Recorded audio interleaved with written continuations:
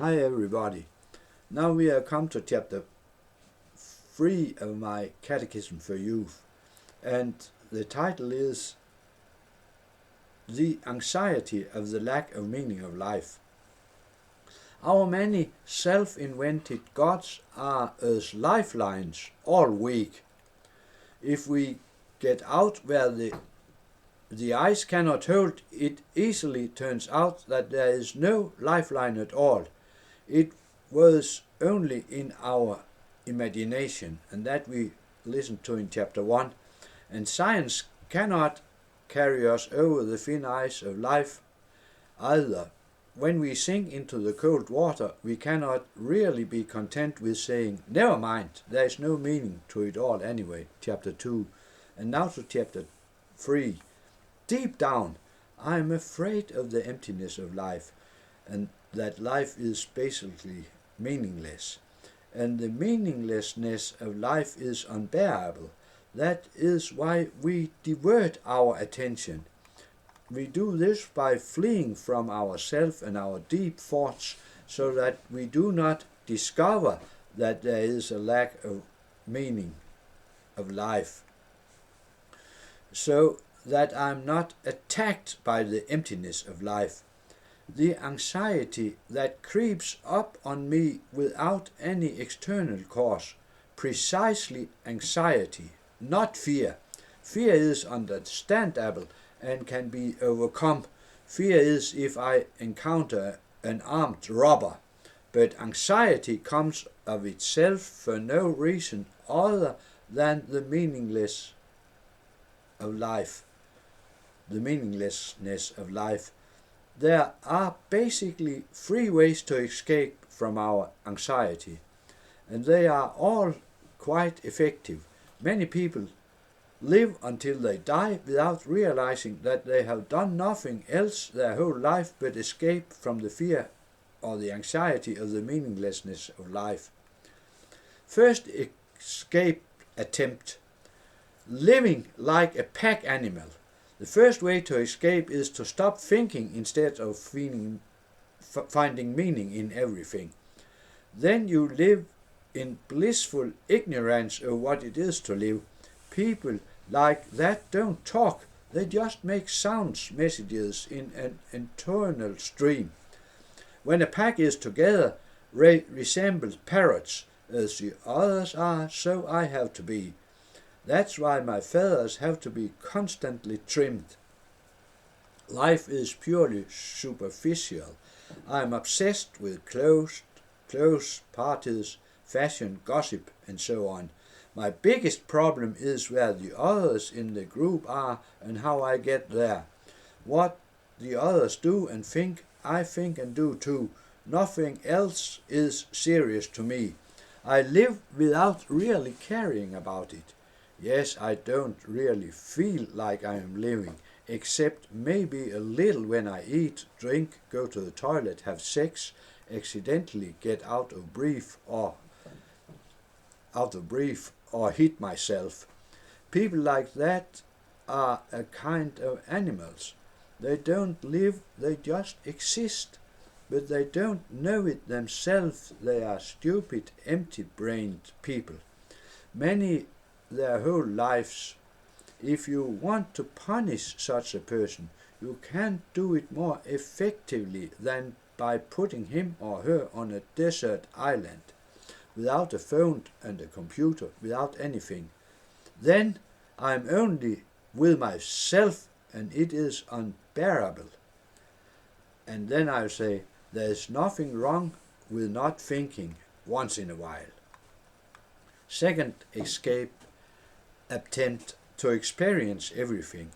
Anyone who has seen through the ridiculous, empty life of the pack animals can try another way of escaping, namely to experience the possibilities of life instead of finding a meaning in it all. Constantly new experiences. Life is a playground. Myself and other people are my toys and my surroundings. Yes, the whole world is my stage. Conscience and responsibility are pure nonsense. In its primitive form, live strong, die young, make a fuss about both. I'm in the center of the world because all the rest is outside that center point. My body, my stomach, my dick or my pussy and my feelings are my God. I live to satisfy myself and indulge in the dishes, partying, food, wine, booze, music, sex, climbing, Mount Everest, drugs, etc. More and more. In its more refined form, it becomes experienced all the beauty and the wonderful music, film, art, culture, profound conversations, and so on. I change lifestyles, girlfriends and friends like I change shirts.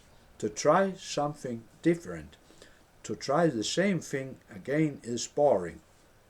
I seek pleasure, attention, stimulation and excitement. And I play roles, alternatively wild, unruly and soon serious responsible to fool, seduce the others and get their reactions. I am above them. I have seen through them all, and I have an ironic distance from everything. Sometimes I am probably aware that my life is a lie, a play, that I don't want to be myself. Then I become introverted, despairing, sad, bored with life. But then I push it away and once again are extroverted, interesting, mysterious, fun and entertaining. When I am old, I can ask myself, did you see what you wanted? Did you hear your melody? We are facing a typical mood-swinging, morbidly self-absorbed superego. Many are superegos their whole life. And I'll say there's nothing wrong with experiences with partying, having sex out of love, standing on a surfboard, listening to music, etc. What is wrong is that my whole life is just about that and nothing else, a game, a hunt for experience. The third escape attempt, to be a serious person, the one who has become tired of the external search for something new, chooses a third way of escape, to want to find meaning in everything by himself. Now I want to be an adult. I want to be the director of my own life. I want to be myself. I want to make a choice in life. No more acting and wearing masks. Now it has to be serious. I want to find and do the right thing. I want to live responsibly, have a family, take care of it all my life and not be indifferent to the world around me. My speech should be yes, yes and no, no. What I honestly mean. I want something to believe in, an opinion about the meaning of life, an opinion that I take seriously. In short, a religion. I want a God, but I want to invent him myself. Often such people are Christians, but in reality they do not believe in God. They believe in the good they have invented, and which is called the meaning of my life is my deeds. Some people exaggerate the seriousness of things and want to change the whole world by any means necessary. For example, they believe that a certain policy is true. Nazis and communists have politics as their religion. That's why they kill their opponents, because they stand in the way of the truth. You can also have democracy as a religion and start throwing bombs at people who don't want to be democratic. Or animal protection or climate can become a religion, so you end up attacking whalers or people who don't think about climate. People who have such a religion take it seriously and might even die for it. They have a strong faith, and a strong faith is not the same as a true faith. Example, A few years ago, Muslim suicide pilots chose to fly into 2 towers in New York and killed approximately 3,000 persons. Their faith was strong, but not necessarily true. We don't like people with such self-invented gods that get them to kill other peoples. But in its normal form, we have an unusually unique and excellent person. That is someone who wants to take responsibility for their life and actions. Many people don't make it to this point, even if they live to be 100 years old. And I'll say, it's good to do your duty, to vote at election, to have your own opinion, to learn about computers, to focus on having a family, children and a good job. What is wrong is that I have made my deeds and my own life into my God. So the stages on the path of life is what I'll explain now. In reality, few people are pure pack animals, pure superegos, and pure serious persons. We are soon one, then mostly the other, and then maybe a little of the third. But the description of the journey from pack animals to superegos and to responsibility tells us something about ourselves and our way of dealing with the anxiety of the meaning of life. Anxiety of the meaninglessness of life is good, it is healthy, and we should not escape by living mindlessly like animals, or by chasing after experiences, or by choosing a truth for ourselves. It is a way of getting through life if it works, and it does for some people their whole lives or for a very long time.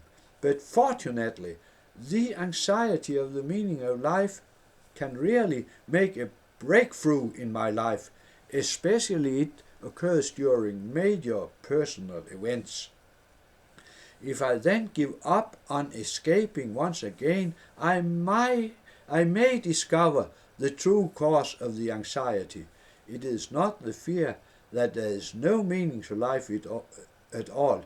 It is just the opposite. It is the fear that there might still be a God who do care about me and my behavior. And that is a good thing. Then I am on my way to becoming a real person. It is the same as becoming myself, what I am.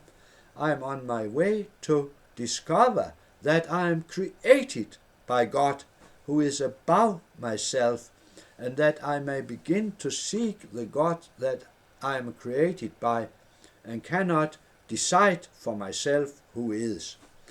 And the more I seek, the more I discover that this God demands something of me, that I must be good, that I must do the right thing.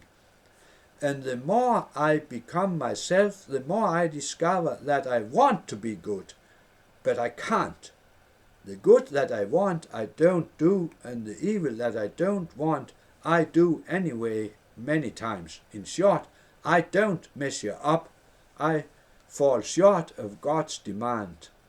The anxiety and the fear doesn't go away, it gets worse. It is no longer an anxiety of the meaninglessness of existence, but the fear that there might be a God who makes demands of me, and demands that I don't live up to and can't live up to. And that is, in the beginning, dangerous. It can make me mentally ill or drive me into drugs or suicidal thoughts. That's what has happened to rock stars and many other people who have fought deeply without coming to God. All of that is a necessary risk for something good to come out of it. That I discover what I am, a poor human being who can only cry out, "Help, God!" When I get there, I have come to Christianity. And then I discover that there is no problem at all. God, the true and only God, mind you, loves me, even though I am who I am. I don't have to be afraid of God at all. On the contrary, He removes the fear. Then I can live a free life, not without worries, on the contrary, but still unconcerned with a capital U, because I am no longer anxious neither for the meaning of life nor for God. I am alive, the others are dead. And Jesus said, let the dead bury their dead. And the chapter ends with the words human first, then Christian. And I will say thank you if you have listened to this.